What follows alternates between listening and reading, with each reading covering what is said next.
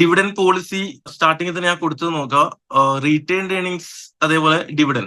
ഇപ്പോൾ അതായത് ഒരു കമ്പനി ടോട്ടൽ പ്രോഫിറ്റിന്റെ എത്ര പോർഷനാണ് അവർ എന്ത് ചെയ്യുന്നത് ഡിവിഡൻഡ് കൊടുക്കുന്നത്, ടോട്ടൽ പ്രോഫിറ്റ് കമ്പനി ജനറേറ്റ് ചെയ്ത പ്രോഫിറ്റിന്റെ എത്ര പോർഷനാണ് അവർ എന്ത് ചെയ്യുന്നത് ഡിവിഡൻഡ് കൊടുക്കുന്നത്, എത്ര പോർഷനാണ് അവർ റീറ്റെയിൻ ഏർണിങ്സിലോട്ട് മാറ്റി വെക്കുന്നത് എന്നുള്ള തീരുമാനത്തിനെയാണ് നമ്മൾ ഡിവിഡൻ ഡിസിഷൻ എന്ന് വിളിക്കുക. ഇപ്പോൾ ഒരു കമ്പനി ജനറേറ്റ് ചെയ്യുന്ന പ്രോഫിറ്റ് എത്രയാണോ ആ പ്രോഫിറ്റിൽ നിന്നും എത്ര എമൗണ്ട് ആണ് നമ്മൾ ഡിവിഡൻഡ് കൊടുക്കുന്നത്, എത്ര എമൗണ്ട് ആണ് റീറ്റെയിൻ ഏർണിങ്സിലോട്ട് മാറ്റി വെക്കേണ്ടത് എന്നുള്ള തീരുമാനം ആക്ച്വലി അത് ആരെന്നെയാണ് തീരുമാനിക്കുക. ഇതുവരെ നമ്മൾ ഡിസ്കസ് ചെയ്ത ഇൻവെസ്റ്റ്മെന്റ് ഡിസിഷനും ഫിനാൻഷ്യൽ ഡിസിഷൻ ഒക്കെ പോലെ ഡിവിഡൻ ഡിസിഷനും തീരുമാനം എടുക്കുന്നത് ഫിനാൻഷ്യൽ മാനേജർ തന്നെയാണ്. ഓക്കെ, അപ്പോ ഡിവിഡൻ ഡിസിഷനിൽ പ്രധാനമായിട്ട് നമ്മൾ പറയുന്നത് ഡിവിഡൻ പോളിസി എന്നാണ് ചാപ്റ്ററിന്റെ പേര്. അപ്പൊ ആദ്യം ഡിവിഡൻ ഡിസിഷൻ എന്താണെന്നുള്ളത് പറഞ്ഞിട്ടാണ് ആ പോളിസീസിലേക്ക് നമ്മൾ കിടക്കുന്നത്. ഓക്കെ, ഇപ്പൊ ഡിവിഡൻ ഡിസിഷൻ ഞാൻ ഇപ്പൊ പറഞ്ഞ പോലെ തന്നെ dividend decision is concern with how much is paid to investors and how much is retained in the business. ഇത് എങ്ങനെ വേണമെങ്കിൽ കമ്പനിക്ക് ഡിസൈഡ് ചെയ്യാം. വേണമെങ്കിൽ കമ്പനി എന്ത് ചെയ്യുക, ഫുൾ എമൗണ്ടും റീറ്റെയിൻ ഏർണിങ്സിലോട്ട് മാറ്റി വെക്കാം, ഒന്നും ഡിവിഡൻഡ് കൊടുക്കാതെ ഫുൾ എമൗണ്ട് വേണമെങ്കിൽ റീറ്റെയിൻ ഏർണിങ്സിലോട്ട് മാറ്റി വെക്കാം.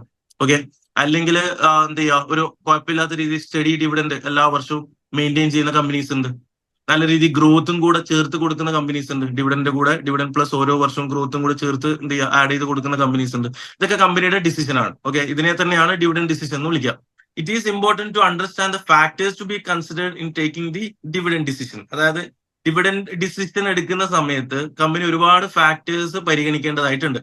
ഫാക്ടേഴ്സ് ലൈക്ക് കമ്പനിയുടെ പ്രോഫിറ്റബിലിറ്റി നോക്കണം, ഡിവിഡൻഡ് കൊടുക്കാൻ എന്ത് ചെയ്യുക, ആദ്യം തന്നെ നമ്മൾ പ്ലാൻ ഇടുന്ന സമയത്ത് കമ്പനിക്ക് എത്രത്തോളം പ്രോഫിറ്റ് ഉണ്ട് എന്നുള്ളത് ചെക്ക് ചെയ്യണം. കാരണം പ്രോഫിറ്റ് നിന്നാണ് നമ്മൾ എന്ത് പേ ചെയ്യുക, ഡിവിഡൻഡ് പേ ചെയ്യുക. അപ്പൊ കമ്പനിക്ക് ഇനഫ് പ്രോഫിറ്റബിലിറ്റി ഉണ്ടോ എന്നുള്ളത് ചെക്ക് ചെയ്യണം.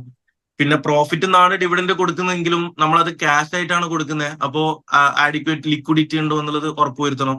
അങ്ങനത്തെ കുറെ ഫാക്ടേഴ്സ് ഉണ്ട്. ആ ഫാക്ടേഴ്സ് ഒക്കെ കൺസിഡർ ചെയ്തിട്ടാണ് നമ്മൾ എന്ത് ചെയ്യുക ഡിവിഡൻഡ് ഡിസിഷൻ എടുക്കുന്നുണ്ട്. ആ ഫാക്ടേഴ്സ് നമ്മളിവിടെ തൊട്ട് ഇതിന് ശേഷം നമ്മൾ അത് ഡിസ്കസ് ചെയ്യുന്നുണ്ട്. Okay, there are some factors which encourage the declaration of dividend and some others that inhibit dividends. അതായത് ചില ഫാക്ടേഴ്സ് പറയുന്നത് എന്ത് ചെയ്യുക, ഡിവിഡൻഡ് കൊടുക്കുക എന്നുള്ളതാണ് പറയുന്നത്. ഓക്കെ, ഡിവിഡൻഡ് കൊടുക്കുന്നതാണ് നല്ലത്, മാക്സിമം ഡിവിഡൻഡ് പേ ചെയ്യുന്നതാണ് നല്ലത്. ഓക്കെ, സം ഫാക്ടേഴ്സ് പറയുന്നത് എന്ത് ചെയ്യണ്ട, ഡിവിഡൻഡ് കൊടുക്കേണ്ട, പകരം റീറ്റെയിൻ ഏർണിങ്സിലോട്ട് മാറ്റി വെക്കുന്നതാണ് നല്ലത് എന്നുള്ളതാണ് അനദർ ഫാക്ടേഴ്സ് പറയുന്നത്. അത് ഞാൻ പറഞ്ഞത് നമ്മൾ ആദ്യം തന്നെ എന്ത് ചെയ്യണം, ഒരുപാട് ഫാക്ടേഴ്സ് കൺസിഡർ ചെയ്യണം ഡിവിഡൻഡ് ഡിക്ലെയർ ചെയ്യുന്ന സമയത്ത്. ലൈക്ക് പ്രോഫിറ്റബിലിറ്റി, ലിക്വിഡിറ്റി പോലത്തെ ഫാക്ടേഴ്സ് നമ്മൾ പരിഗണിക്കണം. അതാണ് ആദ്യം ഞാൻ പറഞ്ഞത്. രണ്ടാമത്തത് ചില ഫാക്ടേഴ്സ് പറയുന്നത് എന്ത് ചെയ്യുക, ഡിവിഡൻഡ് ഡിക്ലെയർ ചെയ്യുന്നതാണ് നല്ലത്. ചില ഫാക്ടേഴ്സ് പറയുന്നത് ഡിവിഡൻഡ് കൊടുക്കുന്നതിന് പകരം നമ്മളെ പ്രോഫിറ്റ് എന്ത് ചെയ്യുക, റീറ്റെയിൻ ഏർണിങ്സിലോട്ട് മാക്സിമം മാറ്റി വെച്ച് അത് റീഇൻവെസ്റ്റ് ചെയ്ത് മാക്സിമം എന്ത് ചെയ്യുക, പ്രോജക്റ്റിലോട്ട് ഇൻവെസ്റ്റ് ചെയ്തിട്ട് റിട്ടേൺ ജനറേറ്റ് ചെയ്യുന്നതാണ് നല്ലത് എന്നാണ് പറയുന്നത്. ഓക്കെ, നെക്സ്റ്റ് ഡിവിഡൻഡ് ഡിസിഷൻ എന്ന് പറയുന്നത് ആക്ച്വലി നമ്മളുടെ ഫിനാൻസിങ് ഡിസിഷനുമായിട്ട് കണക്ഷൻ വരുന്നുണ്ട്. നമ്മുടെ മുമ്പിലേക്ക് ഒരു പ്രോജക്റ്റ് പ്രപ്പോസൽ വരാണ്, പുതിയൊരു ഇൻവെസ്റ്റ്മെന്റ് പ്രോജക്റ്റ് പ്രപ്പോസൽ വരാണ്. അപ്പൊ ആ പ്രോജക്റ്റ് നമ്മൾ എന്ത് ചെയ്യുക, ആക്സെപ്റ്റ് ചെയ്യാനായിട്ട് എന്തായാലും ഫണ്ട് വേണം. അപ്പൊ ആ ഫണ്ട് നമുക്ക് റേസ് ചെയ്യാനുള്ള ഓപ്ഷൻ എന്ന് പറയുന്നതാണ് ഓർഡിനറി ഷെയർസ്, പ്രിഫറൻസ് ഷെയർസ്, ഡെപ്റ്റ്, അങ്ങനെ കുറെ ഓപ്ഷൻസ് ഉണ്ട്. ഇതൊക്കെ എക്സ്റ്റേണലി ഫണ്ട് റേസ് ചെയ്യുന്ന ഓപ്ഷൻസ് ആണ്. ഇതല്ലാതെ നമുക്കുള്ള ഓപ്ഷൻ എന്ന് പറയുന്നത് എന്താണ്, ഡിവിഡൻഡ് എന്ത് ചെയ്യുക, കട്ട് ചെയ്തിട്ട് ഡിവിഡൻഡ് ലോവർ ആയിട്ട് പേ ചെയ്യുക. അതായത് വളരെ കുറച്ച് ഡിവിഡൻഡ് പേ ചെയ്തിട്ട് നമ്മൾ പ്രോഫിറ്റ് റീറ്റെയിൻ ഏർണിങ്സിലോട്ട് മാറ്റി വെച്ചാൽ ആ റീറ്റെയിൻ ഏർണിങ്സ് നമ്മൾ യൂസ് ചെയ്യുകയാണെങ്കിൽ നമ്മൾ കുറെ എന്ത് ചെയ്യേണ്ട, എക്സ്റ്റേണൽ ഫണ്ടിനെ ഡിപ്പെൻഡ് ചെയ്യേണ്ടി വരില്ല. ഒരു കമ്പനി എന്ന് പറയുന്ന ഒരു കമ്പനി അവര് വളരെ കുറച്ച് മാത്രമാണ് ഡിവിഡൻഡ് കൊടുക്കുന്നതെന്ന് വിചാരിക്കുക. അവരുടെ റീറ്റെയിൻ ഏർണിങ്സ് ഹൈ ആയിട്ട് വരും.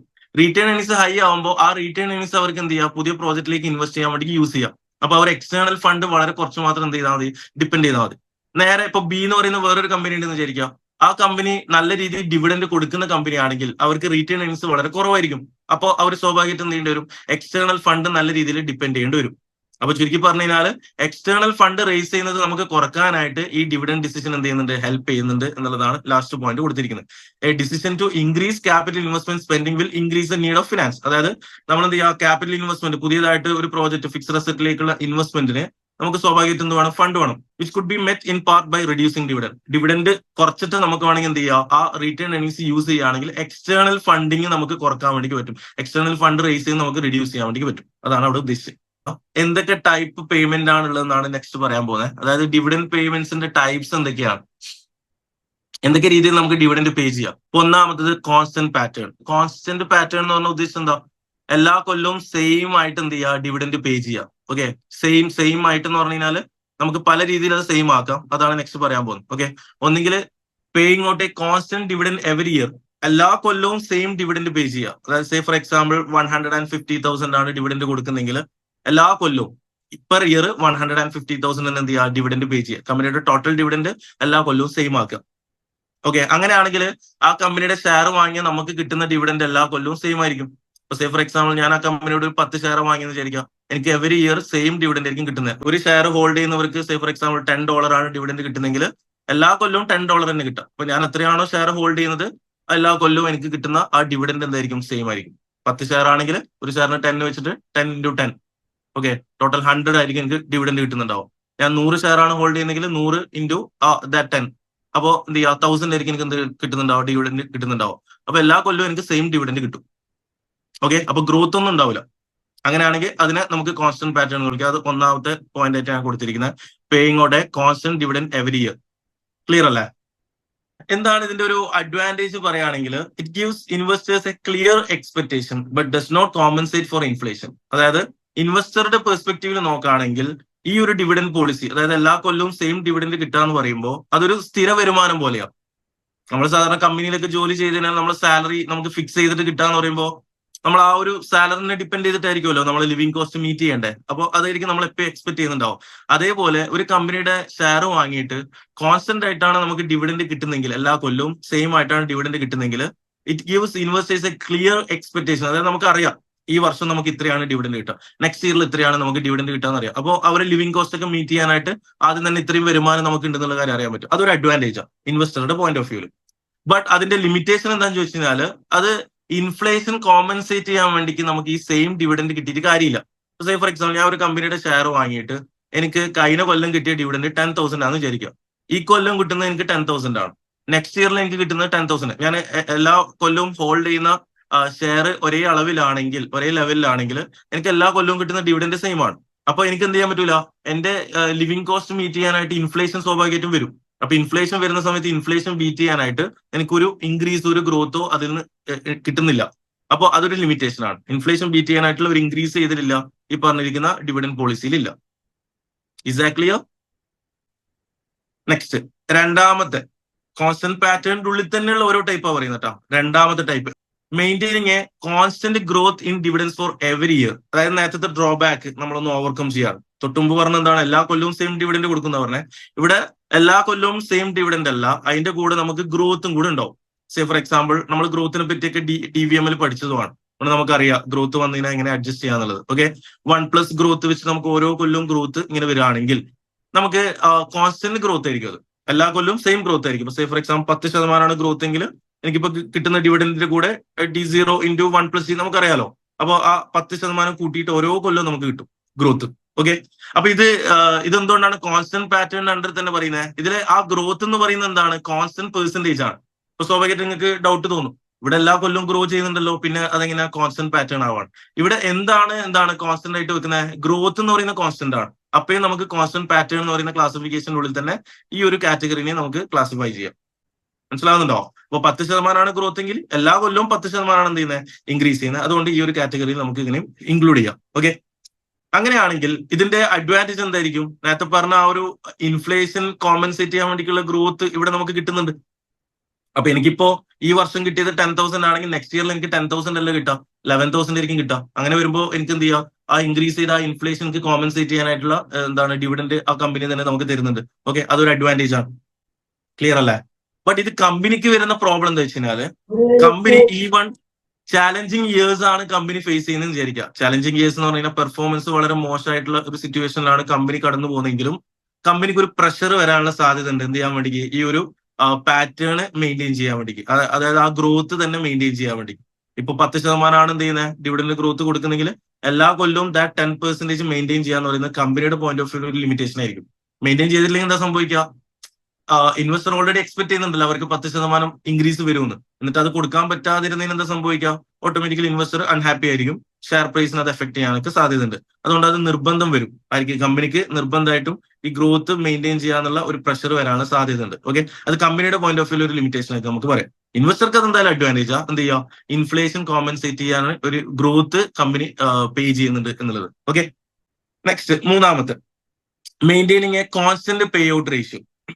അതായത് നമ്മൾ പേ ഔട്ട് റേഷ്യോ എന്ന് പറഞ്ഞൊരു സാധനം പഠിച്ചിട്ടുണ്ടായിരുന്നു. പ്രോഫിറ്റ് എത്രയാണോ അതിന്റെ എത്ര ശതമാനം ഡിവിഡൻഡ് കൊടുക്കുക എന്നുള്ളതാണ്. ഇക്വേഷൻ അടക്കം നമ്മൾ പറഞ്ഞിട്ടുണ്ടായിരുന്നു ഇതിൽ കോസ്റ്റ് ഓഫ് ക്യാപിറ്റൽ എന്ന് പറയുന്ന ചാപ്റ്ററിൽ. ഡിവിഡൻഡ് ഡിവൈഡഡ് ബൈ പ്രോഫിറ്റ് അല്ലെ, പ്രോഫിറ്റ് ആഫ്റ്റർ ടാക്സ്. ഇത് നമ്മൾ ചെയ്ത് കഴിഞ്ഞാൽ നമ്മൾ എത്രയാണ് ഡിവിഡൻഡ് പെർസെന്റേജ് പേ ചെയ്യുക എന്നുള്ളതാണ് നോക്കുന്നത്, അത് എമൗണ്ട് അല്ല. അതായത് ഇപ്പൊ ഞാൻ തൊട്ടുമുമ്പ് പറഞ്ഞ പോലെ എല്ലാ കൊല്ലവും സെയിം ഡിവിഡൻഡ് അല്ല കൊടുക്കുന്നത്, സെയിം ഗ്രോത്തും അല്ല കൊടുക്കുന്നത്. പകരം എന്താ, എല്ലാ കൊല്ലവും സെയിം പേ ഔട്ട് റേഷ്യോ ആണ് മെയിൻറ്റെയിൻ ചെയ്യുന്നത്. പേ ഔട്ട് റേഷ്യോ എന്ന് പറയുമ്പോൾ ഇപ്പോൾ സേ ഫോർ എക്സാമ്പിൾ ഒരു 40% dividend pay out ratio company set ചെയ്തെന്ന് വിചാരിക്കുക. അത് കോൺസ്റ്റന്റ് ആണ്. അതുകൊണ്ട് ആ കോൺസ്റ്റന്റ് പാറ്റേണിന്റെ ഉള്ളിൽ ഇത് വരാനുള്ള റീസൺ. അതായത് ആ പേ ഔട്ട് റേഷ്യോ കോൺസ്റ്റന്റ് ആയിട്ടാണ് കമ്പനി മെയിൻറ്റെയിൻ ചെയ്യുന്നത്. അങ്ങനെ വരുമ്പോൾ കമ്പനിക്ക് എത്രയാണോ പ്രോഫിറ്റ് ഉള്ളത് അതിനെ ഡിപ്പെൻഡ് ചെയ്തിട്ടാണ് എന്ത് ചെയ്യുക, ഡിവിഡൻഡ് വരാം. കമ്പനി സേ ഫോർ എക്സാമ്പിൾ 1,00,000 കമ്പനിയുടെ പ്രോഫിറ്റ് എങ്കിൽ അതിന്റെ 40% നമ്മൾ ഡിവിഡൻഡ് കൊടുക്കുക. അപ്പൊ 40,000 ഡിവിഡൻഡ് വരാം. കമ്പനി ജനറേറ്റ് ചെയ്ത സേ ഫോർ എക്സാമ്പിൾ 200,000 ആണ് പ്രോഫിറ്റ് എങ്കിൽ അതിന്റെ 40% എന്ന് പറയുമ്പോൾ 80,000 വരാം. അപ്പൊ കമ്പനിക്ക് പെർഫോമൻസ് ഗുഡ് ആണെങ്കിൽ അതിനനുസരിച്ച് ഡിവിഡൻഡും കൂടും. പെർഫോമൻസ് വീക്ക് ആണെങ്കിൽ എന്ത് ചെയ്യുക, ഡിവിഡൻഡ് കുറയുകയും ചെയ്യും. ആ രീതിയിലാണ് ഡിവിഡൻഡ് വരുന്നുണ്ടാവും. അതായത് ഡിവിഡൻഡ് എല്ലാ കൊല്ലവും സെയിം അല്ല, പകരം എന്താ, ഡിവിഡൻഡ് പേ ഔട്ട് റേഷ്യോ ആണ് എന്തായിട്ട് കീപ്പ് ചെയ്യുന്നത്, കോൺസ്റ്റന്റ് ആയിട്ട് മെയിൻറ്റെയിൻ ചെയ്യുന്നത്. എക്സാക്ട്ലി. അതുകൊണ്ട് ഒരിക്കലും നമ്മൾക്ക് എന്ത് എക്സ്പെക്ട് ചെയ്യാൻ പറ്റില്ല, എല്ലാ കൊല്ലവും സെയിം ഡിവിഡൻഡ് കിട്ടുമെന്ന് എക്സ്പെക്ട് ചെയ്യാൻ പറ്റില്ല. കമ്പനിയുടെ പെർഫോമൻസിനെ ഡിപ്പെൻഡ് ചെയ്തിട്ടാണ് നമുക്ക് എന്ത് വരാം, ഡിവിഡൻഡ് വരുന്നുണ്ടാവും. ഡിപ്പെൻസ് ഓൺ ദി ഏർണിങ്സിനെ ഡിപ്പെൻഡ് ചെയ്തിട്ടാണ്. ഇത്രയാണ് നമുക്ക് കോൺസ്റ്റന്റ് പാറ്റേണിന്റെ ഉള്ളിൽ വരുന്ന ക്ലാസിഫിക്കേഷൻ. അപ്പൊ കോൺസ്റ്റന്റ് പാറ്റേണിന്റെ ഉള്ളിൽ തന്നെ 3 ക്ലാസിഫിക്കേഷൻ ആയി. നെക്സ്റ്റ് പറയുന്നത് റെസീജ്വൽ ഡിവിഡൻഡ് പോളിസി. റെസീജ്വൽ എന്ന് പറഞ്ഞാൽ ആ പേരിൽ തന്നെ ഉണ്ട്. എന്താണ് റെസീജ്വൽ എന്ന് പറഞ്ഞാൽ ബാലൻസ് ആണ്, ബാക്കി, റിമൈനിങ്. ഓക്കെ, അതായത് നമ്മൾ ഇൻവെസ്റ്റ് ചെയ്തിട്ട് ബാക്കി വല്ല മിച്ചം ഉണ്ടെങ്കിൽ മാത്രമേ നമ്മൾ എന്ത് കൊടുക്കുള്ളൂ, ഡിവിഡൻഡ് കൊടുക്കുള്ളൂ. ഇൻവെസ്റ്റ്മെന്റ് നടത്തിയിട്ട് ഇതിലോട്ട് നമ്മുടെ മുമ്പിലേക്ക് വരുന്ന ഇൻവെസ്റ്റ്മെന്റ് ഓപ്പർച്യൂണിറ്റീസ് ഉണ്ടാവും, NPV പോസിറ്റീവ് ആയിട്ടുള്ള പ്രോജക്ട്സുകൾ ഉണ്ടാവും. ആ പ്രോജക്റ്റിലോട്ട് ഇൻവെസ്റ്റ് ചെയ്തിട്ട് ബാലൻസ് ഉള്ള എമൗണ്ട് മാത്രമാണ് നമ്മൾ എന്ത് കൊടുക്കുക, ഡിവിഡൻഡ് കൊടുക്കുന്നുണ്ടാവും. അതുകൊണ്ട് തന്നെ ഡിവിഡൻഡിന് എന്തില്ല, ഒരു പാറ്റേൺ നേരത്തെ പറഞ്ഞ പോലെ കോൺസ്റ്റന്റ് ആയിരിക്കില്ല. എല്ലാ കൊല്ലവും സെയിം ഡിവിഡൻഡ് കിട്ടൂല, അല്ലെങ്കിൽ സെയിം ഗ്രോത്ത് വരില്ല, അല്ലെങ്കിൽ dividend pay out ratio constant ഒന്നും ആയിരിക്കില്ല. എന്തിനെ ഡിപ്പെൻഡ് ചെയ്തിട്ടാണ്, കമ്പനിന്റെ മുമ്പിൽ എങ്ങനെയാണോ പ്രോജക്റ്റ് വരുന്നത്, അതായത് ഇൻവെസ്റ്റ്മെന്റ് ഓപ്പർച്യൂണിറ്റീസ് എങ്ങനെയാണോ വരുന്നത് അതിനെ ഡിപ്പെൻഡ് ചെയ്തിട്ടായിരിക്കും ഡിവിഡൻഡ് വരുന്നുണ്ടാവും. അതായത് ഇത്രയേ ഉള്ളൂ സംഭവം. ഒരു കമ്പനിന്റെ മുമ്പിൽ ഇൻവെസ്റ്റ്മെന്റ് ഓപ്പർച്യൂണിറ്റീസ് വളരെ കുറേ വരാന്ന് പറയുന്നത്, ലോട്ട് ഓഫ് ഇൻവെസ്റ്റ്മെന്റ് ഓപ്പർച്യൂണിറ്റീസ് കമ്പനിയുടെ മുമ്പിൽ വരാന്ന് വിചാരിക്കാം. അപ്പോൾ കമ്പനി സ്വാഭാവികമായിട്ട് എന്താ ചെയ്യുക, ആ ഒരു ഇൻവെസ്റ്റ്മെന്റ് ഓപ്പർച്യൂണിറ്റീസ് ചൂസ് ചെയ്യാനായിട്ട് ഫണ്ട് മാക്സിമം യൂട്ടിലൈസ് ചെയ്യണം. അങ്ങനെയാണെങ്കിൽ അവർ അതിലേക്കൊക്കെ ഇൻവെസ്റ്റ് ചെയ്തിട്ട് തിരിച്ച് എന്താണ് ബാലൻസ് ആയിട്ട് ഒന്നും ഉണ്ടാവില്ല. അപ്പൊ ഡിവിഡൻഡ് കൊടുക്കൂല, ഡിവിഡൻഡ് ഒന്നും കൊടുക്കുന്നുണ്ടാവില്ല. നേരെ മറിച്ച് ഇതേ കമ്പനിക്ക് എല്ലാ വർഷവും എന്ത് ചെയ്യണമെന്നില്ല, ഇൻവെസ്റ്റ്മെന്റ് ഓപ്പർച്യൂണിറ്റീസ് വരണമെന്നില്ല. ഇൻവെസ്റ്റ്മെന്റ് ഓപ്പർച്യൂണിറ്റീസ് വളരെ കുറവാണെങ്കിൽ ഈ കമ്പനി എന്താ ചെയ്യുക, മാക്സിമം ഡിവിഡൻഡ് കൊടുക്കും. കാരണം പൈസ മാറ്റി വെക്കേണ്ട ആവശ്യമില്ല. കാരണം എന്തില്ല, ഓപ്പർച്യൂണിറ്റീസ് ഇല്ല. ഓപ്പർച്യൂണിറ്റീസ് ഉണ്ടെങ്കിൽ മാത്രം ഫണ്ട് മാറ്റി വെച്ച് അത് എന്ത് ചെയ്താൽ മതി, ഇൻവെസ്റ്റ് ചെയ്താൽ മതിയല്ലോ. അപ്പൊ എന്ത് ചെയ്യും, അവർ ഡിവിഡൻഡ് കൊടുക്കും. അപ്പൊ ഡിവിഡൻഡ് കൊടുക്കുന്ന എന്തിനെ ഡിപ്പെൻഡ് ചെയ്തിട്ടാ, കമ്പനിന്റെ മുമ്പിലുള്ള ഇൻവെസ്റ്റ്മെന്റ് ഓപ്പർച്യൂണിറ്റീസിനെ ഡിപ്പെൻഡ് ചെയ്തിട്ടാ. ഓപ്പർച്യൂണിറ്റീസ് കൂടുമ്പോൾ സ്വാഭാവികമായിട്ട് അതിലേക്കൊക്കെ ഇൻവെസ്റ്റ് ചെയ്താൽ ബാക്കി ബാലൻസ് ഉണ്ടാവില്ല. ആ ബാലൻസ് വളരെ കുറച്ചായിരിക്കും ഉണ്ടാവും. ഓപ്പർച്യൂണിറ്റീസ് കുറവാണെങ്കിൽ അവർക്ക് എന്ത് ചെയ്യുക, നല്ല രീതിയിൽ ഡിവിഡൻഡ് കൊടുക്കാൻ വേണ്ടി ഫണ്ട് ഉണ്ടാവും, ബാലൻസ് ഉണ്ടാവും. ഓക്കെ, അപ്പൊ ബാലൻസ് റെസീജ്വൽ പേരിൽ തന്നെ ഉണ്ട്. എത്രയാണ് ഇൻവെസ്റ്റ് ചെയ്തിട്ട് ബാലൻസ് ഉള്ളത് അതാണ് എന്തായിട്ട് കൊടുക്കുക, ഡിവിഡൻഡ് ആയിട്ട് പേ ചെയ്യുന്നുണ്ടാവുക. Dividends paid are equivalent to fund available after all investment have been made in positive NPV project. അതായത് NPV പോസിറ്റീവ് ആയിട്ടുള്ള പ്രോജക്റ്റിലോട്ടൊക്കെ ഇൻവെസ്റ്റ് ചെയ്തതിന് ശേഷം ബാലൻസ് വല്ലതും ഉണ്ടെങ്കിൽ മാത്രം എന്ത് ചെയ്യുക, ഡിവിഡൻഡ് കൊടുക്കുക. ബാലൻസ് ഇല്ലെങ്കിൽ ഡിവിഡൻഡ് കൊടുക്കൂല. ബാലൻസ് നല്ല രീതിയിൽ കുറെ ഉണ്ടെങ്കിൽ കുറെ കൊടുക്കും. അപ്പോ ഡിവിഡൻസ് ഒരിക്കലും എന്തായിരിക്കില്ല, കോൺസ്റ്റന്റ് ആയിരിക്കില്ല. പാറ്റേൺ ഒരിക്കലും സ്റ്റേബിൾ ആയിരിക്കില്ല. പാറ്റേൺ ഇങ്ങനെ നല്ല രീതിയിൽ ഫ്ലക്ച്വേറ്റ് ചെയ്തുകൊണ്ടിരിക്കും. പാറ്റേൺ എന്തല്ല, സ്റ്റേബിൾ അല്ല, ഹൈ വോളറ്റൈലിറ്റി വരാനുള്ള സാധ്യത ഉണ്ട്. Depends on the based on the investment opportunities. Investment opportunities ഞാൻ പറഞ്ഞ പോലെ വളരെ ഹൈ ആണെങ്കിൽ ഡിവിഡൻഡ് വളരെ ലോ ആയിരിക്കും. കാരണം എന്താ, ഇത്രയും ഇൻവെസ്റ്റ്മെന്റ് ഓപ്പർച്യൂണിറ്റിയിലേക്ക് ഇൻവെസ്റ്റ് ചെയ്ത് കഴിഞ്ഞാൽ ബാക്കി ബാലൻസ് കുറവായിരിക്കുമല്ലോടാ. അപ്പോൾ വളരെ കുറച്ച് മാത്രമേ ഡിവിഡൻഡ് കൊടുക്കൂ. നേരെ മറിച്ച് ഇൻവെസ്റ്റ്മെന്റ് ഓപ്പർച്യൂണിറ്റീസ് ലോ ആണെങ്കിൽ ഹൈ ഡിവിഡൻഡ് നമുക്ക് പേ ചെയ്യാൻ പറ്റും. കാരണം നമുക്ക് ഇൻവെസ്റ്റ് ചെയ്യാനായിട്ട് അധികം ഫണ്ട് ആവശ്യമില്ല, ഓപ്പർച്യൂണിറ്റീസ് വളരെ കുറവാണ്. അപ്പൊ കൂടുതൽ ഫണ്ട് നമുക്ക് എന്ത് കൊടുക്കാൻ പറ്റും, ഡിവിഡൻഡ് കൊടുക്കാൻ പറ്റും. അതുകൊണ്ട് പറഞ്ഞ പാറ്റേൺ എന്തല്ല, സ്റ്റേബിൾ അല്ല. Pattern not stable, then irregular dividend. Regular ആയിട്ട് ഡിവിഡൻഡ് നമ്മൾ പേ ചെയ്യൂല. ഇൻവെസ്റ്റ്മെന്റ് ഓപ്പർച്യൂണിറ്റീസ് ഒക്കെ നോക്കിയിട്ട് ബാക്കി ഉണ്ടെങ്കിൽ മാത്രമേ ഡിവിഡൻഡ് കൊടുക്കുള്ളൂ. Irregular dividend. Next, zero dividend policy. ഒരു ഡിവിഡൻഡ് കൊടുക്കാതിരിക്കുക എന്ന് പറയുന്നതും ഒരു ഡിവിഡൻഡ് ഡിസിഷൻ ആണ്. ഒരു ഡിവിഡൻഡ് കൊടുക്കാതിരിക്കുക എന്ന് പറഞ്ഞാൽ അതിന്റെ അർത്ഥം എന്താ, ഫുള്ളി എന്ത് ചെയ്യുക, റീഇൻവെസ്റ്റ് ചെയ്യുക. ഒറ്റ എമൗണ്ട് പോലും നമ്മൾ എന്ത് ചെയ്യുന്നില്ല, ഡിവിഡൻഡ് കൊടുക്കുന്നില്ല. ഓക്കെ, ഇങ്ങനെയും കമ്പനിക്ക് തീരുമാനിക്കാം. ഓക്കെ, അങ്ങനെയാണെങ്കിൽ ഇവരെന്താ ചെയ്യാന്ന് വെച്ച് കഴിഞ്ഞാൽ മാക്സിമം മുമ്പിലുള്ള പ്രോജക്ട്സുകൾ, അതായത് ഒരു ഡിവിഡൻഡും കൊടുക്കാതെ ഫുൾ എമൗണ്ട് എന്ത് ചെയ്യുക, നമ്മൾ പ്രോജക്റ്റിലോട്ട്, പോസിറ്റീവ് NPV പ്രോജക്റ്റിലോട്ട് എന്ത് ചെയ്യുക, ഇൻവെസ്റ്റ് ചെയ്യുക എന്നുള്ള പ്ലാനെയാണ് സീറോ ഡിവിഡൻ പോളിസി എന്ന് വിളിക്കുക.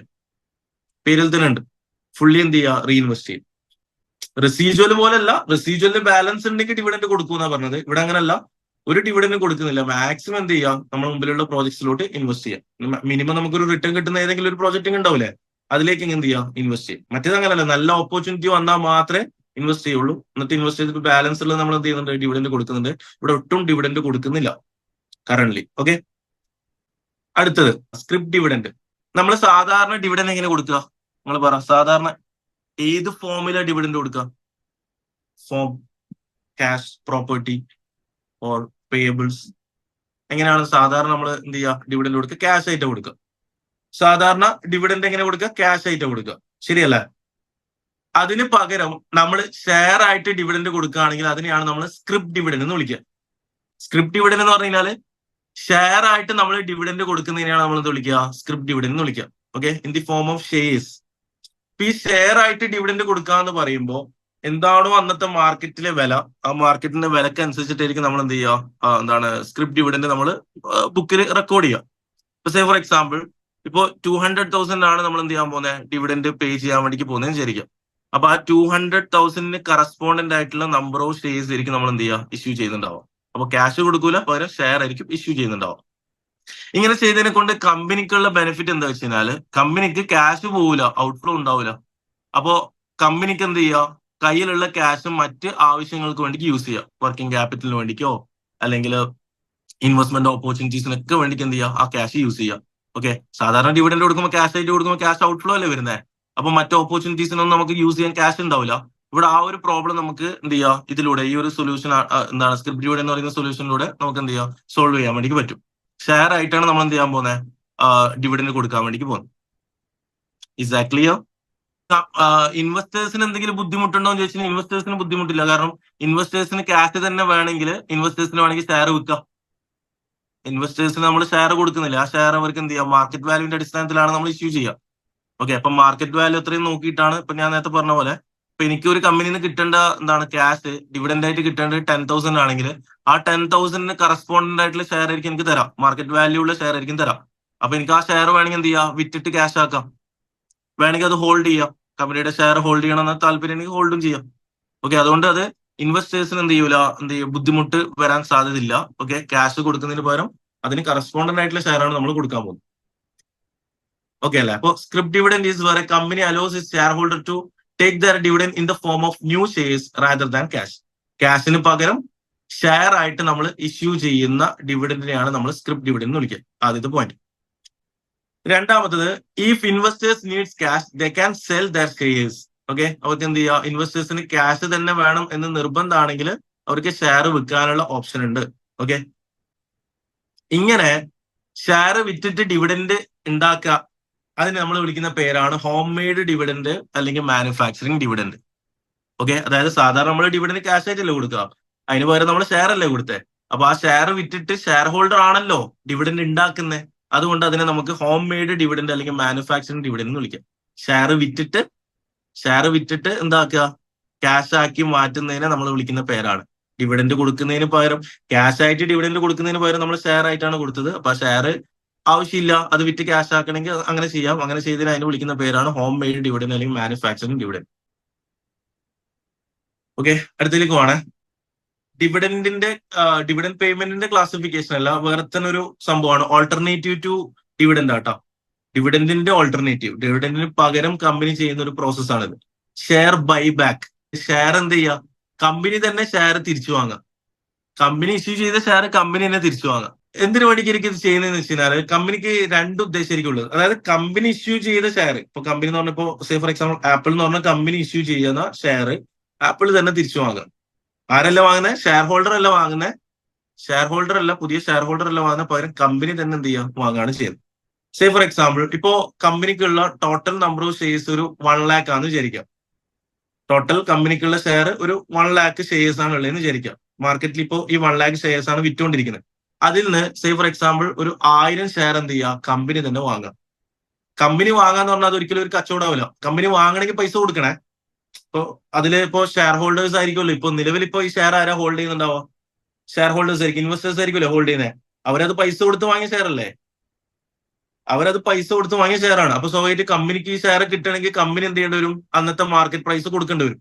അപ്പോ സേ ഫോർ എക്സാമ്പിൾ ഞാൻ പറഞ്ഞ പോലെ 1,00,000 ഷെയർ ഇപ്പൊ കമ്പനി ഓൾറെഡി ഇഷ്യൂ ചെയ്തിട്ടുണ്ട്. അതിപ്പോ നിലവിൽ ഷെയർ ഹോൾഡേഴ്സ് ഹോൾഡ് ചെയ്യുന്നുണ്ട്. പൈസ കൊടുത്തിട്ടാണ് അവർ വാങ്ങിയിരിക്കുന്നത്. അതില് അവര് സെക്കൻഡറി മാർക്കറ്റിൽ പോയിട്ട് സെയിൽ ചെയ്യുന്ന ഷെയർസ് ഉണ്ടാവില്ലേ? അത് സ്വാഭാവികമായിട്ട് ആരാ വാങ്ങാം? ഷെയർ ഹോൾഡർ ഹോൾഡ് ചെയ്യുന്ന ഷെയർസ് ട്രേഡ് ചെയ്യുമ്പോൾ സ്വാഭാവികമായിട്ട് അത് ആരാ വാങ്ങുക? വേറൊരു ഇൻവെസ്റ്റർ അല്ലേ വന്നിട്ട് പർച്ചേസ് ചെയ്യുക, അങ്ങനല്ലേ? ഇതിന് പകരം ആര് തന്നെ ഇത് വന്നിട്ട് വാങ്ങുക? കമ്പനി തന്നെ വാങ്ങുക. ഒരു 500 ഷെയർ ആണെങ്കിൽ ആ 500 ഷെയർ കമ്പനി വാങ്ങാം. 1,00,000 ടോട്ടൽ ഷെയർ, അതിൽ 500 ഷെയർ കമ്പനി തന്നെ വാങ്ങാം. എന്തിനാ ഇത് വാങ്ങുന്നത്? കമ്പനിക്ക് 2 ചോയ്സ് ഉണ്ട്. ഒന്നെങ്കിൽ കമ്പനിക്ക് എന്ത് ചെയ്യാം? ഇത് റീഇഷ്യൂ ചെയ്യാം ഫ്യൂച്ചർ ഡേറ്റിൽ. ഇപ്പത്തെ മാർക്കറ്റ് വാല്യൂ ഉള്ളത് 500, ഫോർ എക്സാമ്പിൾ $50 ആണ് ഒരു ഷെയറിന്റെ വിലയെങ്കിൽ 500 ഷെയർ വാങ്ങുമ്പോൾ 500 ഇൻറ്റു ദാറ്റ് 50 വെച്ചിട്ട് പേ ചെയ്തിട്ടാണ് കമ്പനി ഇത് വാങ്ങുന്നത്. കമ്പനിക്ക് 2 ഓപ്ഷൻ ഉണ്ട്. ഒന്നെങ്കിൽ എന്ത് ചെയ്യാം? ഫ്യൂച്ചർ ഡേറ്റിൽ ഇത് റീഇഷ്യൂ ചെയ്യാം. വീണ്ടും സാധാരണ സെയിൽ ചെയ്യുന്ന പോലെ, ഇൻവെസ്റ്റർ പോലെ തന്നെ നമുക്ക് വേണമെങ്കിൽ എന്ത് ചെയ്യാം? സെയിൽ ചെയ്യാം. വില കൂടിയ സമയത്ത് എന്ത് ചെയ്യാം? വേണമെങ്കിൽ കമ്പനിക്ക് റീഇഷ്യൂ ചെയ്യാം. അത് നമുക്ക് ഇവിടെ FM ൽ പഠിക്കാനില്ല. നമ്മളിവിടെ പഠിക്കാൻ വേണ്ടിക്ക് പോകുന്നത്, ഇത് കമ്പനി എന്ത് ചെയ്യാൻ പോവാണ്? ക്യാൻസൽ ചെയ്യാൻ പോവാണ്. ഈ 500 ഷെയർ വാങ്ങിയിട്ട് കമ്പനി അത് എന്ത് ചെയ്യാണ്? ക്യാൻസൽ ചെയ്യാണ്. അപ്പൊ ഇത് സ്വാഭാവികമായിട്ട് എന്തിന് ഓൾട്ടർനേറ്റീവ് ആണെന്ന് ഞാൻ പറയുന്നത്?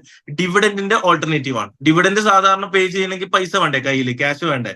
അതേ ക്യാഷ് യൂസ് ചെയ്തിട്ട് നമ്മൾ ഡിവിഡന്റ് കൊടുക്കുന്നതിന് പകരം എന്ത് ചെയ്യാൻ പോവാണ്? കമ്പനിയുടെ ഷെയർ തന്നെ കമ്പനി തിരിച്ചു വാങ്ങാണ് ചെയ്യുന്നത്. ബൈ ബാക്ക് പേരിൽ തന്നെ ഉണ്ട്.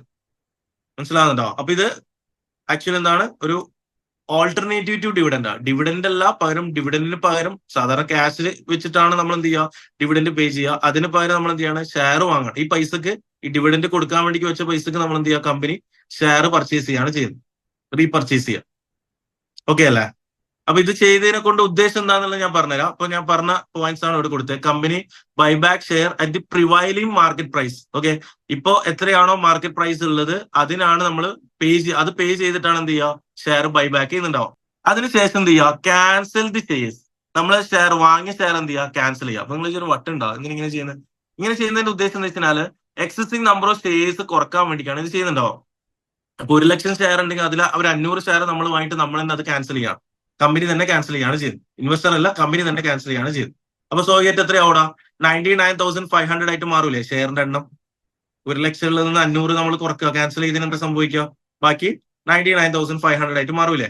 അപ്പൊ ഇങ്ങനെ ചെയ്ത് കഴിഞ്ഞാൽ എന്താണ് അതിന്റെ എഫക്ട് ഉണ്ടാവുക എന്നുള്ളത് ഭയങ്കര ഇമ്പോർട്ടന്റ് ആണ്. അത് എക്സാമിന് ചോദിക്കാൻ സാധ്യതയുണ്ട്. ഓക്കെ, എഫക്ട് EPS ഇൻക്രീസ് ചെയ്യും. എന്തുകൊണ്ടാണ് EPS ഇൻക്രീസ് ചെയ്യുന്നത്? EPS ഇൻക്രീസ് ചെയ്യാനുള്ള കാരണം എന്താ? നമ്പർ ഓഫ് ഷെയർസ് കുറഞ്ഞില്ലേ? ഞാനിപ്പോ നേരത്തെ പറഞ്ഞ പോലെ ടോട്ടൽ എത്രയാണോ നമ്പർ ഓഫ് ഷെയർസ് ഉള്ളത് അതിൽ നിന്ന് ഒരു certain number of shares company തന്നെ വാങ്ങിയിട്ട് അത് ക്യാൻസൽ ചെയ്യാണ് ചെയ്യുന്നത്. അപ്പോൾ 1,00,000 ഉള്ള ഷെയർ ഇപ്പോൾ ഇനി മുതൽ എത്രയാണ്? 99,500 അല്ലെങ്കിൽ 99,000 ആണ്. 1000 ഷെയർ വാങ്ങിയ 1000 കുറച്ചിട്ട് ബാക്കി ഷെയർസ് ആയിരിക്കും ഇപ്പോൾ ഔട്ട്സ്റ്റാൻഡിംഗ് ആയിട്ട്, എക്സിസ്റ്റിംഗ് ആയിട്ട് കിടക്കുന്നുണ്ടാവും. മനസ്സിലാവുന്നുണ്ടോ? അപ്പോ നമ്പർ ഓഫ് ഷെയർസ് കുറയുമ്പോൾ EPSന്റെ കാൽക്കുലേഷൻ എല്ലാവർക്കും അറിയുന്നില്ലേ? EPS is equal to profit after tax minus preference dividend divide by number of shares അല്ലേ? നമ്പർ ഓഫ് ഷെയർസ് കുറയുമ്പോൾ എന്താ സംഭവിക്കുക? EPS ഇൻക്രീസ് ചെയ്യും. അനദർ എഫക്ട് ഗിയറിംഗ് ഇൻക്രീസ് ചെയ്യും. ഗിയറിംഗിന്റെ ഇക്വേഷൻ എന്താണ്? ഗിയറിംഗിന്റെ ഇക്വേഷൻ ഡെപ്റ്റ് ഡിവൈഡ് ബൈ ഇക്വിറ്റി അല്ലേ? അല്ലെങ്കിൽ ഡെപ്റ്റ് ഡിവൈഡ് ബൈ ഡെപ്റ്റ് പ്ലസ് ഇക്വിറ്റി അല്ലേ നമ്മൾ പഠിച്ച? ഇക്വിറ്റി ഗിയറിംഗ് അതേപോലെ ക്യാപിറ്റൽ ഗിയറിംഗ് എന്ന് പറഞ്ഞിട്ട് 2 റേഷ്യോ പഠിച്ചിട്ടില്ലേ? അപ്പൊ അത് വെച്ചിട്ട് ഗിയറിംഗ് എന്ത് ചെയ്യും? ഇൻക്രീസ് ചെയ്യും. ഗിയറിംഗ് എന്തുകൊണ്ട് ഇൻക്രീസ് ചെയ്യുന്നത്? ഇക്വിറ്റി കുറയാണ് ചെയ്യുന്നത് ഇവിടെ. കാരണം ഇക്വിറ്റി പോർഷൻ എന്നാണ് നമ്മൾ എന്ത് ചെയ്യുന്നത്? നമ്പർ ഓഫ് ഷെയർസ് കുറക്കാണ് ചെയ്യുന്നത്, ക്യാൻസൽ ചെയ്യാണ് ചെയ്യുന്നത്. അപ്പൊ ഇക്വിറ്റി പോർഷൻ കുറയുമ്പോൾ ഓട്ടോമാറ്റിക്കലി എന്താ സംഭവിക്കുക? ഡെപ്റ്റ് ഡിവൈഡ് ബൈ ഇക്വിറ്റി അല്ലേ ഇക്വേഷൻ വരുന്നത്. അപ്പൊ ഇക്വിറ്റി കുറയുമ്പോൾ എന്താ സംഭവിക്കുക? ഗിയറിംഗ് കൂടും. EPS പോലെ തന്നെ. EPS എന്തുകൊണ്ട് കൂടുന്നു പറയുന്നത്? നമ്പർ ഓഫ് ഷെയർസ് കുറയുന്നതുകൊണ്ടാണ് EPS കൂടുന്നു പറഞ്ഞത്. അതേപോലെ തന്നെ ഇവിടെ എന്ത് ചെയ്യും? ഇക്വിറ്റി പോർഷൻ കുറയുമ്പോൾ ഓട്ടോമാറ്റിക്കലി ഗിയറിംഗ് ഇൻക്രീസ് ചെയ്യും. കാരണം ഗിയറിംഗിന്റെ ഡിനോമിനേറ്ററിലാണ് ഇക്വിറ്റി പോർഷൻ നമ്മൾ കാണിക്കുന്നത്. അപ്പൊ ഇക്വിറ്റി കുറയുമ്പോൾ ഗിയറിംഗ് കൂടും. ഓക്കെ, അപ്പൊ EPS കൂടാന്ന് പറയുന്നത് ശരിക്കും ഒരു അഡ്വാൻറ്റേജ് പോലെയാണ് വരാം. അതിന്റെ ഒരു കോൺസിക്വൻസ് പോലെയാണ് ഗിയറിംഗ് വരാം. EPS കൂടാന്ന് പറയുന്നത് ആർക്ക് നല്ലതാടാ? ഷെയർ ഹോൾഡേഴ്സിന് പോസിറ്റീവ് ആയിട്ടുള്ള കാര്യമല്ലേ EPS കൂടാന്ന് പറയുന്നത്? എക്സിസ്റ്റിംഗ് നമ്പർ ഓഫ് ഷെയർ ഹോൾഡേഴ്സിന് നല്ലതല്ല അത്. പക്ഷെ ഗിയറിംഗ് കൂടാന്ന് പറയുന്നത് അത്ര നല്ലതല്ല. അപ്പൊ അത് എന്താണ്? അതിന്റെ ഒരു കോൺസിക്വൻസ് പോലെയാണ് വരുന്നത്. ഓൾട്ടർനേറ്റീവ് ടു ഡിവിഡന്റ് എന്ന് പറയാൻ കാരണം, ഡിവിഡന്റ് കൊടുക്കുമ്പോൾ നമ്മൾ ക്യാഷ് പേ ചെയ്യണ്ടേ? ക്യാഷ് ഔട്ട്ഫ്ലോ വരൂലേ? ആ സെയിം ക്യാഷ് യൂസ് ചെയ്തിട്ടാണ് നമ്മൾ എന്ത് ചെയ്യാൻ പോകുന്നത്? ഷെയർ ബൈബാക്ക് ചെയ്യാൻ പോകുന്നത്. അപ്പോ അതായത് ഈ ഡിവിഡന്റ് ശരിക്കും ആർക്ക് കൊടുക്കേണ്ടതായിരുന്നു? ആർക്ക് കിട്ടേണ്ട ബെനിഫിറ്റ് ആയിരുന്നു? ഷെയർ ഹോൾഡേഴ്സിന് കിട്ടേണ്ട ബെനിഫിറ്റ് അല്ലേ? ആ ക്യാഷ് നമ്മൾ യൂസ് ചെയ്തിട്ട് ഡിവിഡൻഡ് കൊടുക്കാതെ ആ ക്യാഷ് നമ്മൾ യൂസ് ചെയ്തിട്ട് എന്ത് ചെയ്യാണ്, ഷെയർ ബൈബാക്ക് ചെയ്യാണ് ചെയ്തത്. അപ്പൊ ഷെയർ ബൈബാക്ക് ചെയ്യുന്ന സമയത്ത് എന്താ സംഭവിക്കുക, ടോട്ടൽ നമ്പർ ഓഫ് ഷെയർസിന്റെ അളവ് കുറയും. അളവ് കുറയുമ്പോൾ കിട്ടുന്ന എന്താണ്, ഷെയർ കൂടും, കിട്ടുന്ന അളവ് കൂടും, EPS കൂടും. അപ്പൊ ഇതിന്റെ ബെനിഫിറ്റ് ഫ്യൂച്ചറിലാണ് വരാം. ഇനി അങ്ങോട്ടേക്ക് എന്ത് ചെയ്യാം, നമ്പർ ഓഫ് ഷെയർസിന്റെ അളവ് കുറയും. അപ്പൊ ഉള്ള ആൾക്കാർക്ക് കൂടുതൽ എന്ത് ചെയ്യാം, വിഹിതം കിട്ടും.